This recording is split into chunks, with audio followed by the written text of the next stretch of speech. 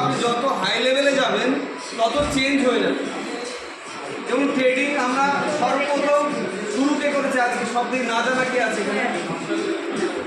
হাত ওঠান, আপনি না জানা, আপনি উঠে আসুন।